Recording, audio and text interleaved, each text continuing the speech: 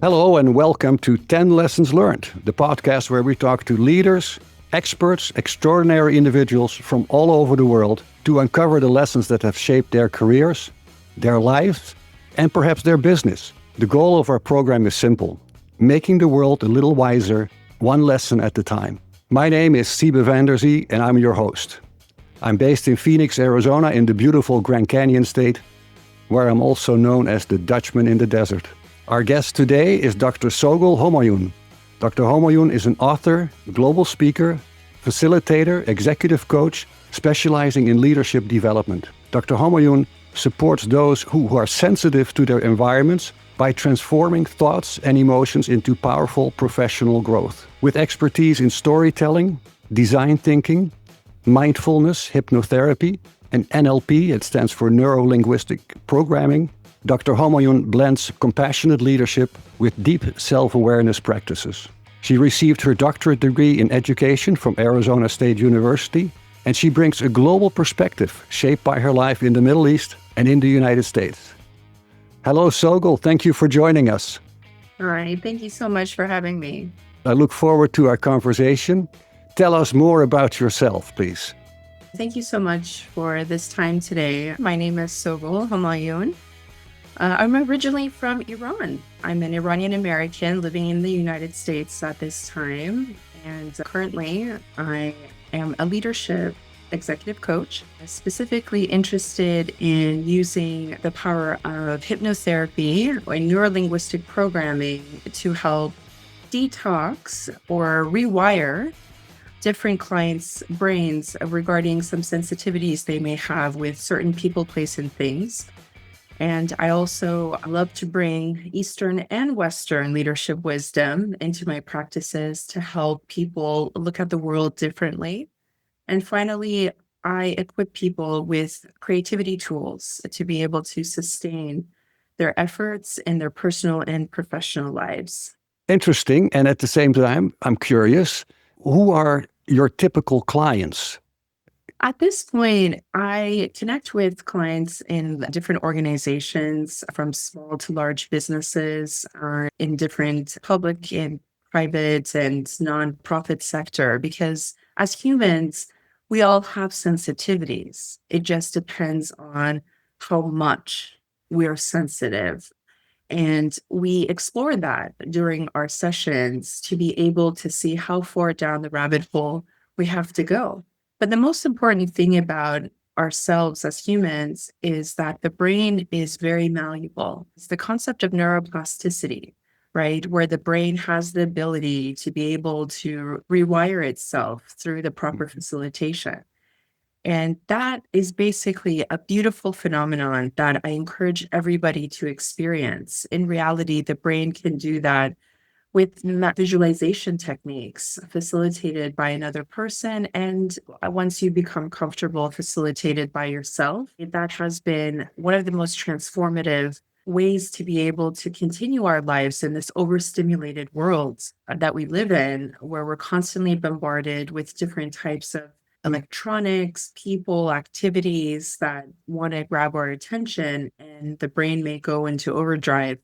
And so this helps us understand those stimulations and to basically ask ourselves, do we want to continue to be in that fight or flight response mode, or do we want to give our brains a break?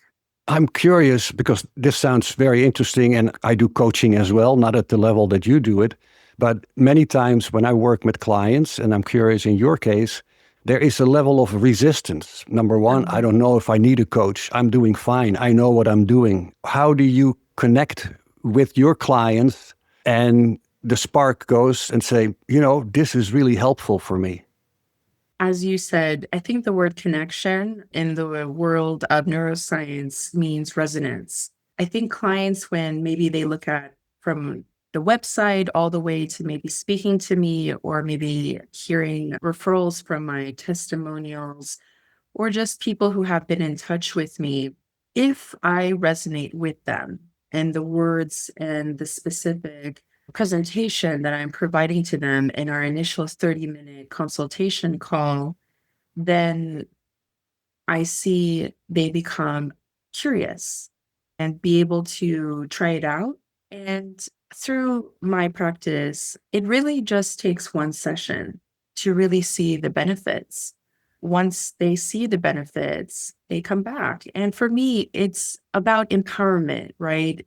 Coaching, in my opinion, is about understanding situational leadership that the clients are bringing in and being able to just have really powerful conversations, being their sounding board and being able to point them to the right direction, but more importantly, helping themselves see the wiseness or the beautiful information that they themselves, in through their inner work, can conjure up during the sessions. I Yeah. truly believe humans are wise, but sometimes we have decided not to listen to that wise voice. Now it's time to bring it back, and I help facilitate that. That makes sense, of course. And I think as a coach, kind of goes with the term, you have their backs. You are there to support them. And if that client understands that, hey, I have someone who is looking out for me and wants to help me out, Mhm. that is a wonderful step in that whole process for the individual. I'm curious, before we get started on your 10 lessons, is there perhaps a lesson that you have learned in your life or in your career that now you would say, man, I wish I would have learned that lesson when I was whatever, 20, 25 years old? Yeah, absolutely. The one lesson that, if I could go back and understand that in my 20s, is actually stemming from a beautiful poem and Hmm. quote that I know from a Sufi poet widely known in the US by Rumi that says, "Yesterday I was clever and I thought I could change the world. Today I'm wise and now I'm changing myself." And so the moral of that story is that in my 20s, I set out to think I can change a lot of people and to control my environment as much as possible. And I spent a lot of my cortisol doing that.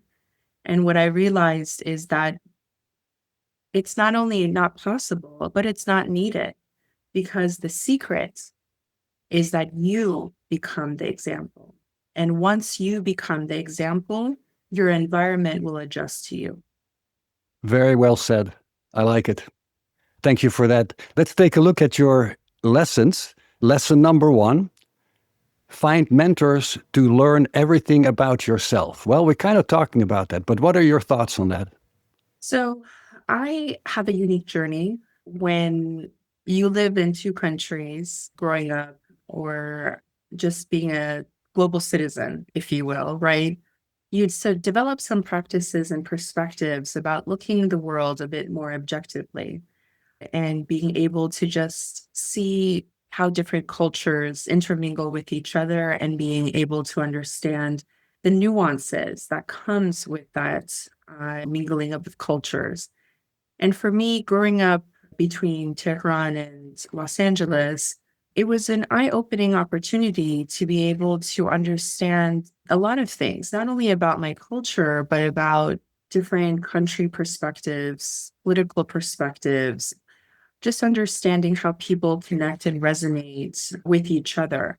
And so when I was 18 years old, one of the most profound questions that I wanted to ask from my power is, how can I connect to God directly? Because I am hearing and seeing all these things that don't resonate with me in the world. And for me, it was about finding an opportunity to be able to understand that aspect of myself. And I didn't know what I was going to find. So by looking and asking around in my life, it just turned out that I was introduced to a Sufi class. And for those that don't know a little bit about Sufism, Sufism is Islam. It is an intellectual perspective of how Islamic teachings have passed down through different prophets, the lessons that have culminated to Prophet Muhammad, peace be upon him. And now, as humans, trying to also get to some form of enlightenment in the 21st century, I've learned that you can have a direct correlation with your God by understanding yourself. And when you do cognize yourself, you do cognize your God. And that has been transformative through my first mentor at 18, who is a Sufi master and a physicist. So, from a lens of physics, I have started my spiritual journey to be able to understand the reality of life and how malleable it can be based on the perspective that you look into it. And so, since then, I realized that if this one person can change my life, then there's going to be other people that I need to seek advice from in my personal and professional life. And so that journey continued on, wonderful people informing all of my life lessons throughout my life journey because I was intentionally curious. I was intentionally wanting to know more about myself.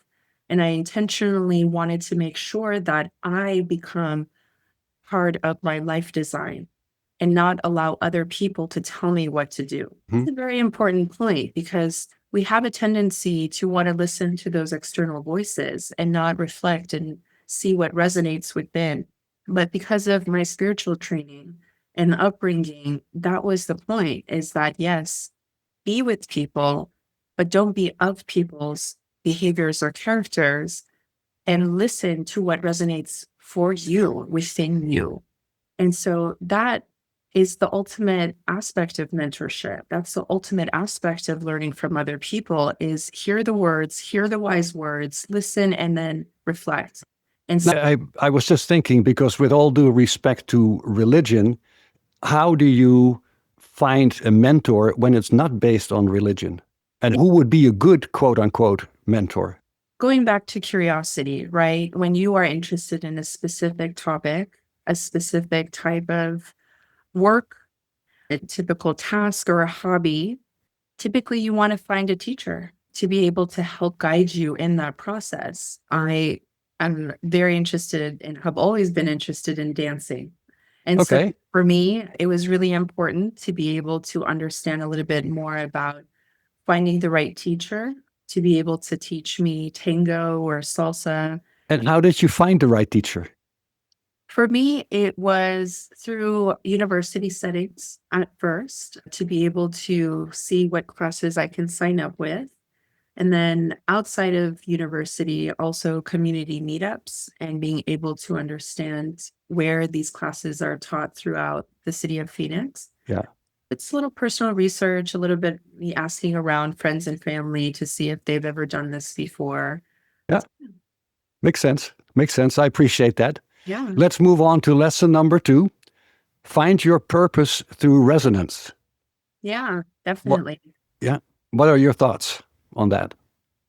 So a lot of our upbringing in my life have been about logic and understanding things rationally. Whereas on the side, I've also felt I'm also a very intuitive person. Basically, if I met someone or talked to a certain person, they would make me feel a certain way. And we sometimes discount that ability as humans to be able to reading between the lines when we're connecting with something.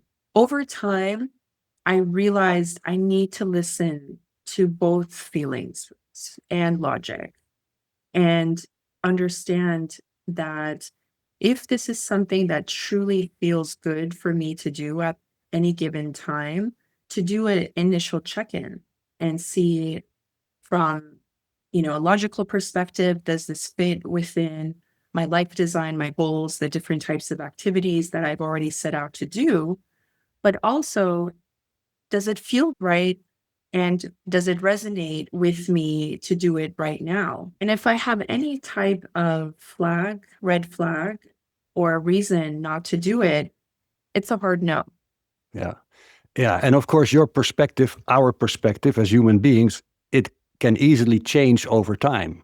Yeah. Over time, you learn lessons and you say, I got to make adjustments, right? It's an ongoing process. And I You're a think good call out. at Yes. any age, just about, that people come to a realization. But it has to resonate. I fully understand what you're saying. if I'm looking at lesson number 3, your lesson is travel. I've had several guests that say travel. What are your thoughts behind travel? And if I can ask, what part of the world have you visited traveling out there? Yeah, absolutely. Well, for me, it feels like I've been on an airplane since I've been 2 years old. So Yeah. in the past years, I've been to about 20 plus countries in different continents. Ultimately, I just haven't been to Australia or Antarctica at this We got to point. work on that. But overall, I definitely hit many places. For me, going back to also the resonance thing, every time I have traveled, I have learned many Yeah. things from other people in my travels.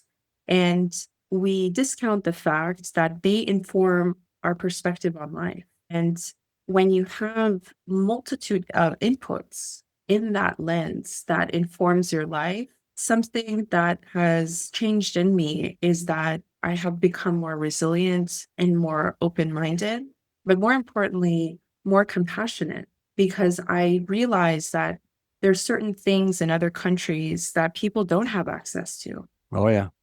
versus other countries. And so I sometimes basically use that as a remembrance towards myself to be able to understand that aspect that I'm pretty lucky and I should be continuing to do what I continue to do because I know in other places around the world that folks don't have access to certain things. And I think this becomes really important to be able to remind ourselves in that way. And that actually becomes an intrinsic motivation tool for me to constantly do and constantly be the type of person I want to be. More importantly, make sure that I share my gift to the world as a Mhm. result, because other people have shared their gifts with me alongside my travels. A simple question, perhaps. Is there a country where, not where you have lived yet, but you have visited, that you say, that's my favorite country? I want to go back to this country or that country. I really do believe Lima, Peru made a significant impact on Mhm. me when I was there, whether that is because maybe culturally it felt similar to the Middle Eastern culture that I grew up in, or maybe because they have dry heat and we live in Phoenix. I We don't sure, know, yeah. Are we but lucky? Yeah. it felt like, it really felt like I was in a Phoenix with an ocean. And between the foods and the dynamic city and the people that I connected with over at that time, I would return 100% any day. Yeah, interesting. And I'm also thinking what you mentioned as far as different cultures, different perhaps than the country where you were born, where I was born, a different culture. And at the same time, it seems to be part of human nature to put judgment on that behavior of that culture. And I don't know if you have learned that lesson as I have. Don't judge. Because if you go to Peru, for example, I haven't been there yet, but allow yourself to understand and not Mm, going in and saying, that's weird, because that's human nature, right? Very yeah. quickly to judge and say, look at what they're eating, look at how they're driving, look at how they're dressed, look at how they communicate. Yeah. And if you have the opportunity to be there for a while, you know what I mean, of course, then you start to understand and perhaps, wow, it's different than the way I was raised, but I really like what they're doing in this country or in that country. Yeah. And that's that open mind, global perspective, right? That I think people who have experience in traveling and visiting other countries, over time, that becomes just natural to say, well, let's hold off. Let's not make a quick judgment here. I appreciate your lesson on traveling. It makes sense. I recommend it to everyone as well, to have the opportunity to travel, to see, and again, don't have to judge, just enjoy the experience. But lesson number 4, create something. I like the something part. Create something. What are your thoughts on that? I'm going to talk about my personal life for just a moment and then my professional life about that. Personally, I'm a natural born dancer. I've been shaking my booty in my pampers since I was 2 years old.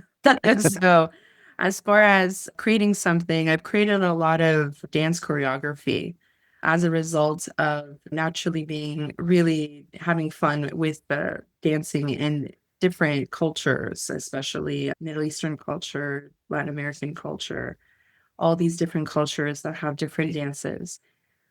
My mom actually is a prolific acrylic painter, Oh, and her work has also had a significant impact on me because of her creative process and just looking and observing as an artist about how she comes up with what she comes up with. And the idea here has always been to just start maybe copying certain people and then being able to make it your own, right? Because it takes some time to be able to find your personality yourself, whether oh it's yeah, through dancing or making art. yeah. As I continued on this particular pathway in my professional life, I also realized that in organizations, a lot of us have forgotten the creative process in general about immersing ourselves into an idea, a thought of doing something differently, looking beyond the status quo and being able to say what could be, right? And not, it's always been like that. And part of my doctorate was learning how to help people reinvigorate and their creative belief systems in themselves as adults. And we have, in my research, learned that by really providing workshops and different types of more experiential learning activities, we can definitely get adults back into that creative mode to be able to feel comfortable with the creative process and think about things in different ways to get back to the organizations in their own way. When I thought about creating something, it really was about reminding people, again, that you can get back your belief system about being creative and you can go down the pathway of learning to create something once you feel comfortable again with the creative process in whatever stage in life you are in, young or old, doesn't matter. And using that, because from what I've seen in my life, whether it's dancing or writing or just observing other people's artistic endeavors, is that it reshapes my perspective. And also, it has a lot of health perspectives about engaging and getting lost in another dimension, another world in your mind, Oh and yeah. being able to let go of all the negativity that may be surrounding you. And so, why not? Yeah, no, it's a good point. I'm thinking while you're explaining that, I completely agree with what you're saying, but I also think there are so many people that are under pressure, under duress in whatever situation, right? It may be managing a family with kids, taking them to school, going to your job, picking them up, etc. And is when you talk about creating something, having a peaceful moment in your own brain to say, what do I want to create? Right. For many people, perhaps they don't have that opportunity or not. Maybe I see it wrong. Definitely everyone has different lives. The most simplest way to be able to kind of get started is through journaling. The brain and the subconscious brain is constantly working, Oh, whether you're yeah. conscious about it or not. And so, going back to my mentor, early morning journaling and just writing your stream of consciousness really starts activating your brain to be going into a concept called flow. And that actually allows you to be able to start.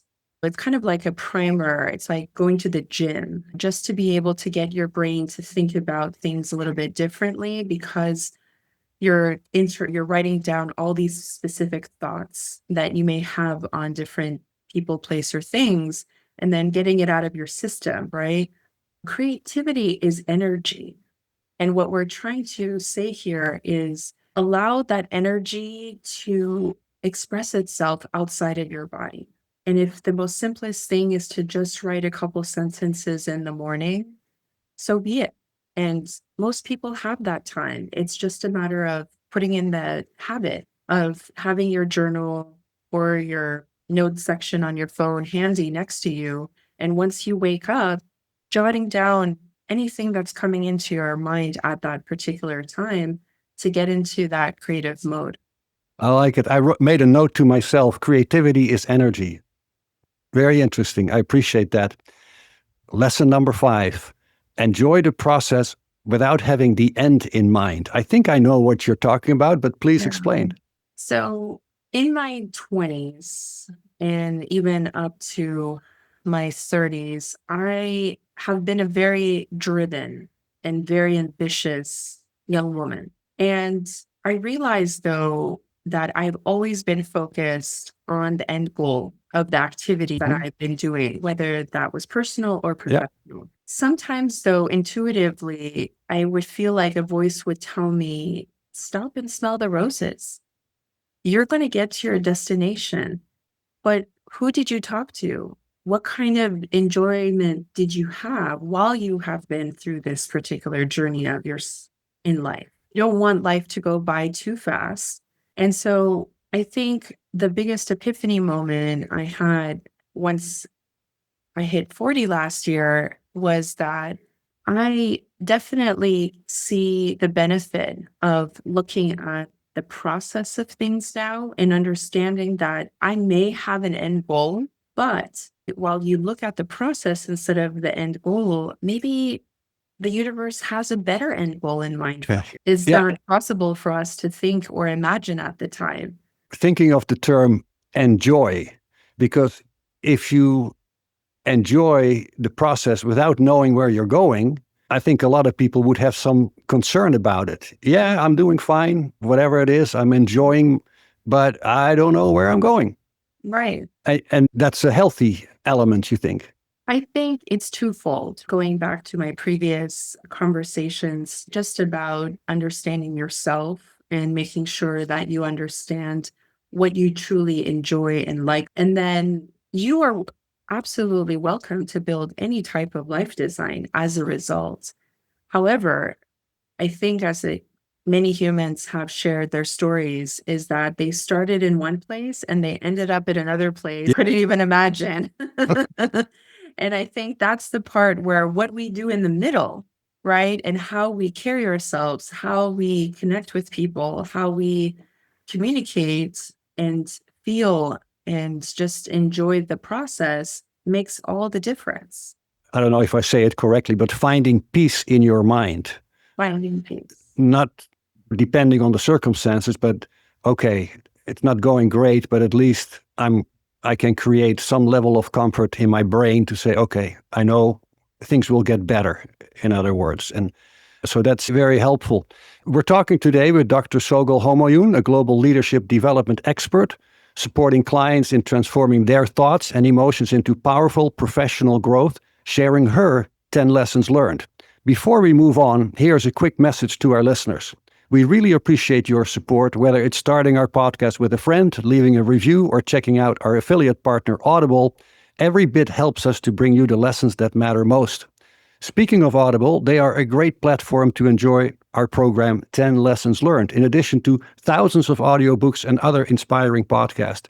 You can simply click on the link audibletrial.com/10 lessons learned, 10 lessons learned. All right, moving on. Lesson number 6. Direction is more important than speed. I have been thinking about that, but please explain your thoughts. Yeah. When I first started my first career, in finance, I fell into it because a colleague of mine referred me to this particular type of industry. And over the years that I was there, I realized I didn't like being in that particular industry. And one of my mentors at that time advised me to really sit down and think about what else I could be interested in. And because I was going fast, I was going furious, I was coded as a high potential employee, there was no reason for me to leave, but I did not enjoy my work. And it was really important for me to realize that if I wanted to spend the rest of my years being in a job just for the sake of paycheck, well, that's not going to be enough. It took a year and a half for me to be able to really reflect on the different types of things that I enjoy and just write down a simple list and figure out what other organization could help me get there. And that specifically was the beginning of me understanding that if one doesn't recalibrate their GPS systems, it's so easy to blink and then 10 years can go by. Oh, yeah. And so that's why my understanding is that sometimes in my life journey, taking a few steps back is not a bad thing. And really understanding that, do I really want to continue going down that direction? Is really what I want or not? Is not a bad thing. And the sooner you do it, the better, right? And for me, pivoting into an industry that allows me, I ended up in higher education because I really wanted to understand more about leadership development and human development in general, was the best thing for me at that particular time frame because it connected a lot of the different bullet points that I had come up with in my life design and the new direction that I wanted to go with. I was able to travel to multiple countries through my university. I was able to understand all the different kind of academic disciplines that I wanted to learn. And more importantly, I was able to learn a lot about myself and how I impact people through my natural gifts. And so it was definitely a win-win, but it wouldn't have happened if I didn't pause, if I didn't think about the different things that really would have brought me joy. And so the speed part is that, yes, once you recalibrate, and once you figure out your new direction, go for it. You can go as fast of a speed as you want. However, you also have to think about this one concept that could be a little mini lesson within a lesson is that if you want to do go fast, right, that African expression or proverb, you can go alone, right? Yeah. But if you really want to move and with each other, then you have to be considerate of maybe slowing down just a little bit and to be able to enjoy the people that are helping you on your journey that have helped you become successful. Nobody becomes successful by themselves. Yeah. Well, I see also for quite a few people as a recruiter, corporate recruiter, that sometimes people don't have a choice. They get fired in the job that they really enjoy. And well, go do something else. Yeah, well, this is what I want to do. This is my desire to work with this company, and they fired me. How do you then adjust and say, yeah, I know the reality is you'll find something else, and it may not happen within 24 hours, but that I made a note on this lesson, direction is more important than speed, especially if you're going in the wrong direction, right? Then, and you explain that. But at the same time, if you are doing well and things are going well, and suddenly there is a change for whatever reason, doesn't mean you have to get fired, but there could be other issues, how to reposition yourself and maybe go in a very different direction. I have such a beautiful phrase for that. Rejection is redirection. Yeah. Yeah. It's very simple. We have to understand the divine dance that humans have with the universe is that when one door closes, it was to your benefit. When one door doesn't open, it is to your benefit. And so once you understand that simple concept and you understand that when the other doors that actually open and you are able to pass through them, they were for your benefit as well. Yeah. However, I think when people go through that, It's you know, hard. Definitely. and so it's difficult at that moment for many people to make that change in their brain and say, no worry. No, I'm very worried. I no longer receive an income. How am I going to pay the bills? Those situations, that's something that can happen anywhere around the world. I also agree with putting your thoughts, your brain again on track and say, look, don't be distracted by negative thinking, for example. That's an exercise as well that can be very helpful for people. So good lesson. My pie theory? Yes, please. Theory. Please. I call it the cherry pie theory. So growing up, one of the lessons that I feel like society teaches us, one of the incorrect lessons that society teaches us is thinking that there is one apple pie and everybody's competing for this license of the one apple pie. And then the moment I realized I don't like apple pie, I like cherry pie. And I would like to take a slice of that. And if that doesn't exist, I will create that space for myself. Right? Absolutely. And a lot of people get stuck thinking that the only way to succeed in this world is to be able to compete for a similar apple pie slice. Yeah. But that's not the case. And this is where it's the difference between scarcity mindset and abundance mindset. And if you really, truly believe that there's going to be another opportunity for you out there, the only thing that you have to do is just start knocking on doors again. And I agree. And it makes it so important to have an open mind. Yeah. Right? Because we get used to the way we do things and how we go through life, how we communicate. And sometimes because of a big change in your lifestyle, and it could be again related to the job that you have, the ability to make the adjustments and use your brain muscle to say, hey, I got to figure out, I've gone through it, you've gone through it, other people have gone through it. And those are, I think, very valuable lessons that sometimes, reality changes. And well, guess what? You have to make adjustments. That's just the way it is. And it's all for your betterment. Yeah. Yeah. Lesson number 7, prefer community building over competition. Yeah. So that's a big, big lesson. It is. Now, it reminds me of what you said about the fact that in different stages of our lives, right, we have certain understandings of ourselves, of our society, of the people around us. And I feel like, especially as an early adult, we want to prove to the world that we can be awesome, right? And that can make us competitive. I know definitely I was in that bucket. Most people who were around me at that time knew that Sogol was super competitive.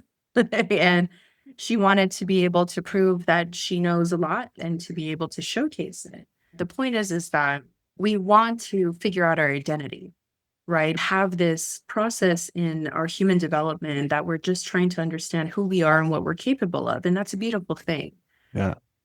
Now, over time, though, once we put in our 10,000 hours of practice in whatever we're focusing on and understanding that we really didn't do it alone. We had recruited mentors and teachers and friends and family to be able to help us continue down this particular journey that we've been practicing in different personal and professional activities that we've been doing. And really just stopping to be able to appreciate them, thank them, and help them understand that they were a part of our process is very important.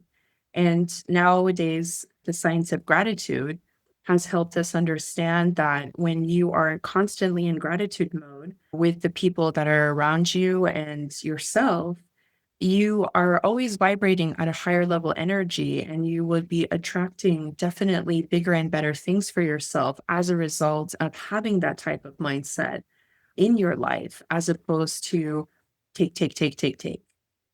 And so that has been such a big conclusion for me, is that when I encounter someone, I really try to ask what type of opportunity that we have to impact each other positively, and to remind myself to thank them. Because again, what are we, 8 billion people in this world? And yes, you became a part of my reality. And amongst the few hundreds of people that I'm going to encounter in part of my life right now, I'm just going to thank you for giving me this opportunity just to be able to have a little platform to speak my truth and maybe just to impact a few people around the world. But that matters. And I want people to understand that we can use different platforms, from social media to group text messages, just to be able to constantly be in that gratitude mode. And that power has a domino effect towards the community that we're going to be living in. And I promise you, people are going to resonate with you, and people are going to help you even more. And you're not going to feel alone in this world. And in that sense, community, if I understand you correctly, those are people who are around you, close to you. They could be random strangers that are referred to you through your other people that all of a sudden come to your aid. Right, but it's still as an individual Yeah, connecting to that individual, even if that person was not part of your circle before. true. But you're not talking about a whole nation, for example, as a community. Well, it depends on how stretch of an imagination that you have based on what you're trying to accomplish, right? So if you're we're doing something that obviously impacts a nation, having that more collaborative, community-based mindset is also similarly important. I'm thinking in a way of situations whether a country is at war or where there may be within the society different perspectives when it comes to race, gender.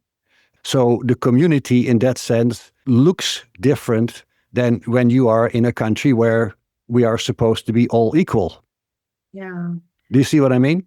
Maybe from my perspective and what I understand from that is that we live in a world where perhaps the cancel culture has been resonating with a lot of people. But the reality is that we have to be careful who we cancel because sometimes when we don't even know it, we become the person we cancel.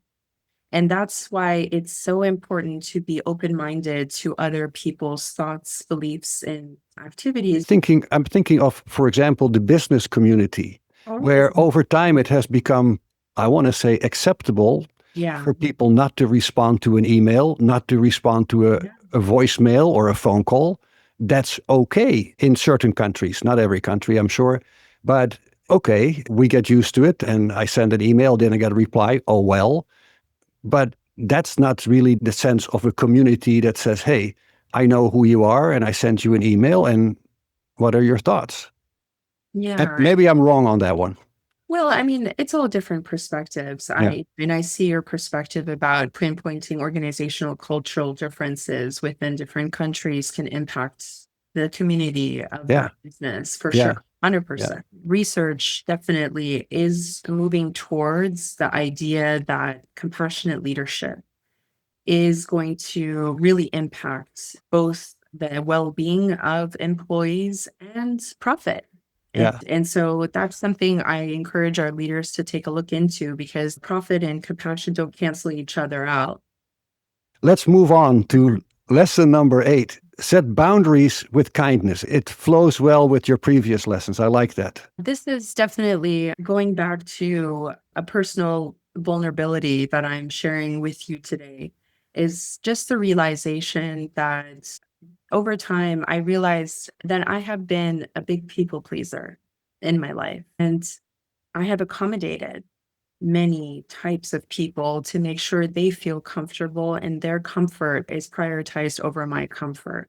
And then it really got to a point where I had to just Hmm. have, some recognition to say that, is this really what is beneficial to you, Sogol? In the long run if you're going to prioritize other people constantly? And the answer was no, it's not beneficial because now there's mental health ramifications. There's physical and emotional ramifications that I had to start dealing with especially as we grow older.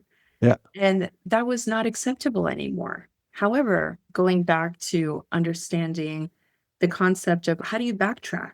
How do you get out of your people pleasing mode and to be able to respect yourself, conduct more self care, and be able to understand a little bit more about what you appreciate and what you want to prioritize in your life. So it's taken a little bit of time through the power of journaling, through the power of just understanding what is important to me, slowly starting to say no more than yes. We go from one spectrum of saying yes constantly Yeah. to constantly saying no, but that's okay because you're trying to find your balance in the long run when you're trying to set boundaries with yourself and other people.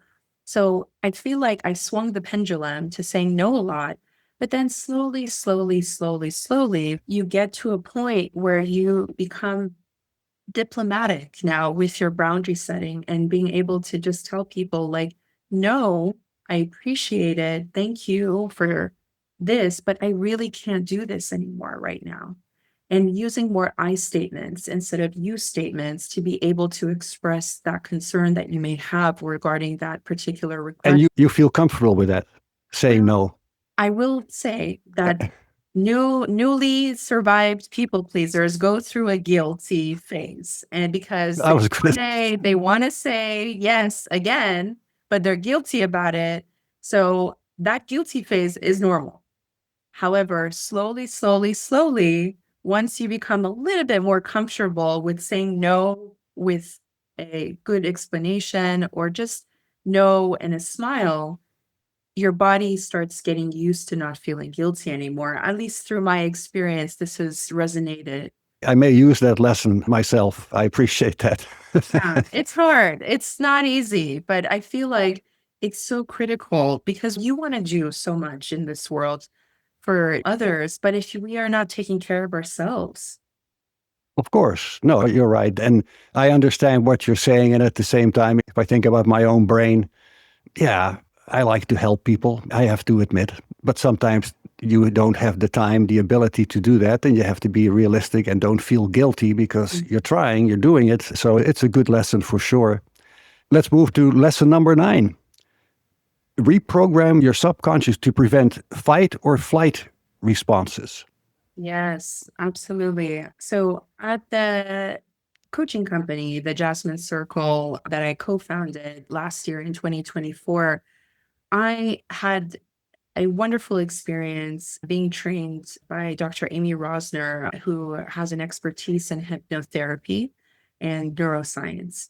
And she's the one who specifically gave me the toolkit to be able to understand the power of our brain and the ability for us to be able to understand how malleable it is to be able to be rewired, but more importantly, how much that we operate in our lives based on the default mode of our subconscious. And it turned out that's a pretty scary feeling because sometimes we're really not conscious about the decisions that we make.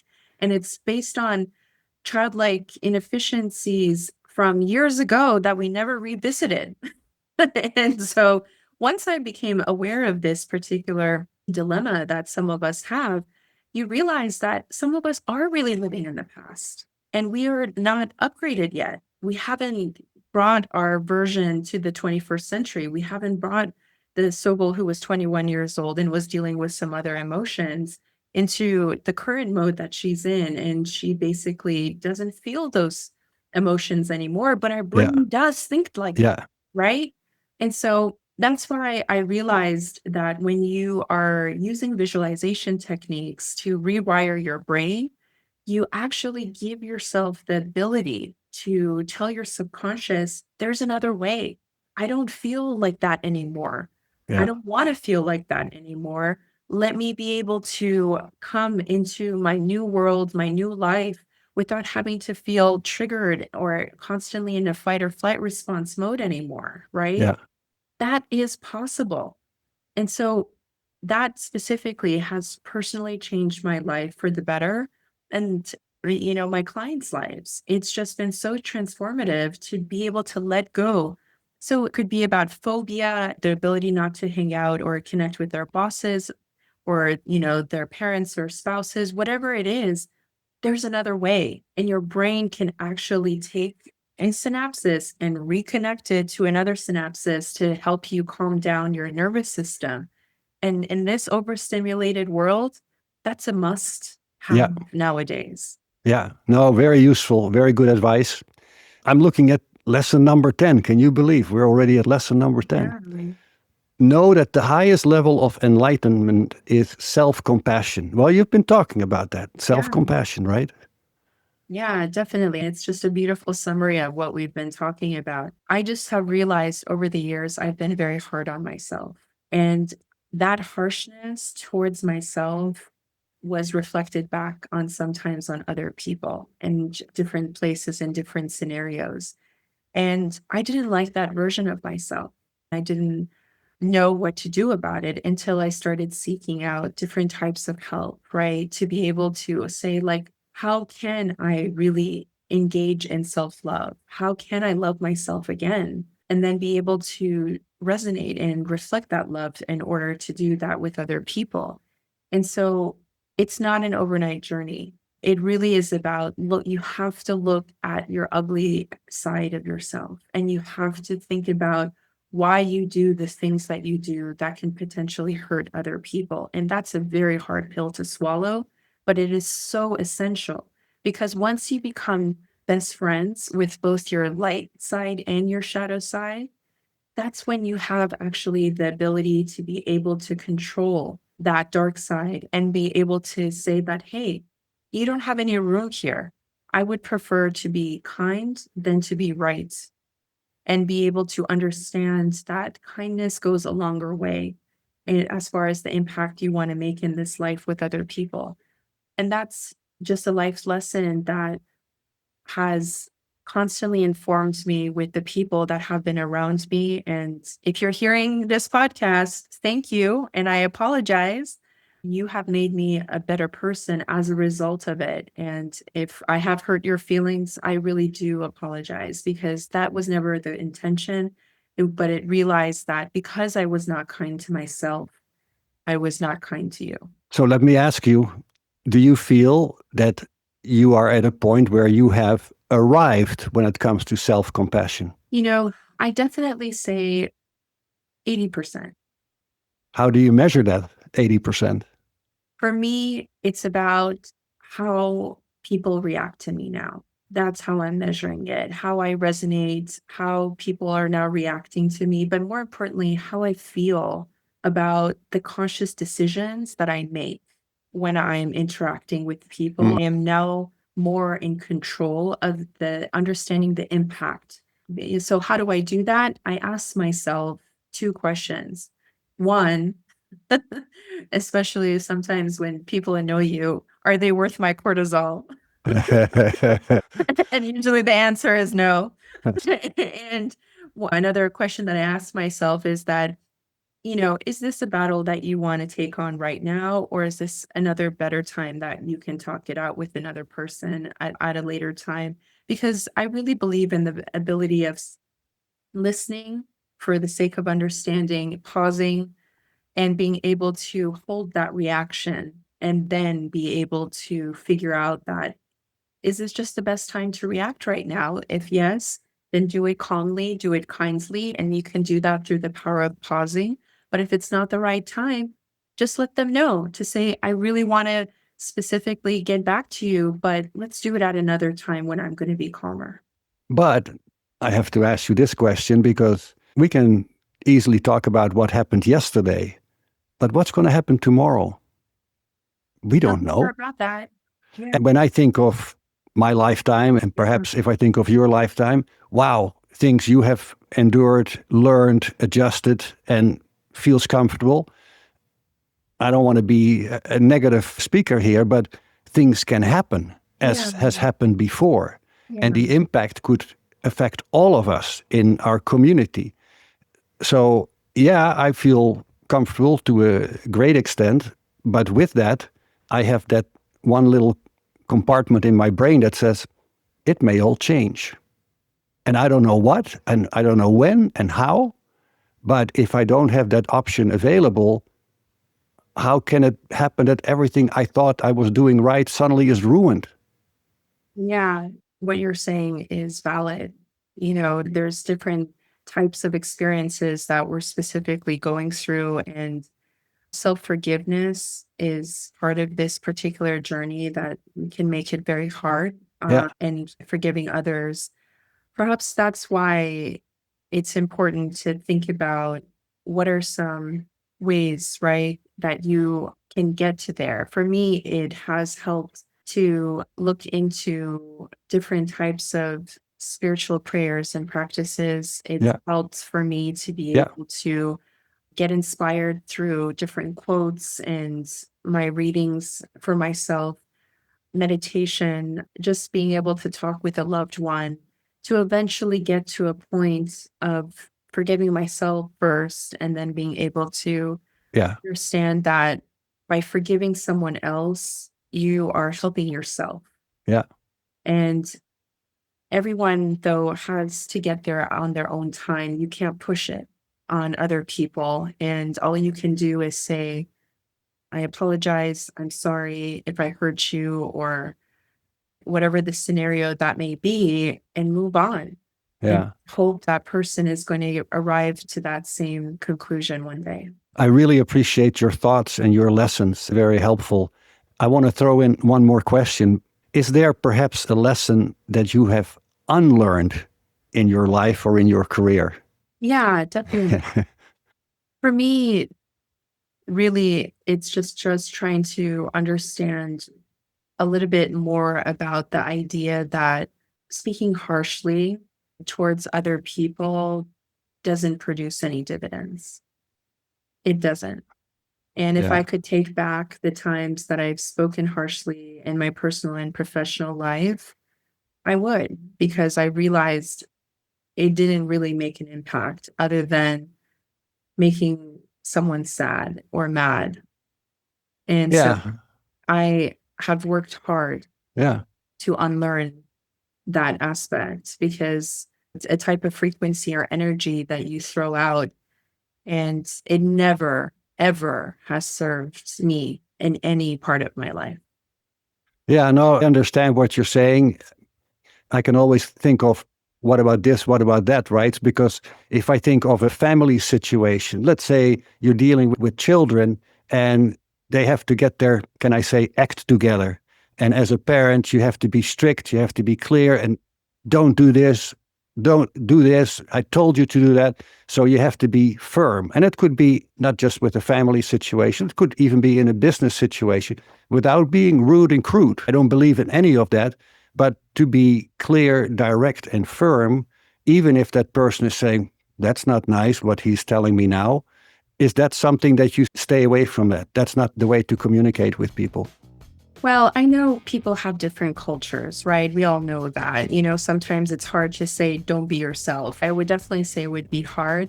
But all I would do is say, if you want to communicate your message, check in with that person afterwards, because you want to see how that message made them feel. And then you will realize then if you need to pivot. That's a great point. You're absolutely right. I fully agree. It's one thing to be firm and direct and give people whatever orders, even if they don't like it. But the follow-up, like you said, that I think is brilliant, because that makes people feel more comfortable and respected. And respect in communication, of course, is critically important, because we can all argue with one another, but that's not going to solve anything. We have to find whatever, common ground, understanding, compassion. You said it well. Well, I want to thank you again for joining us today and for sharing your lessons of wisdom with our global audience. It's truly much appreciated. In closing, I want to make a few remarks. You have been listening to our international program, 10 Lessons Learned. This episode is produced by Robert Hossery, and as always, we are supported by the Professional Development Forum.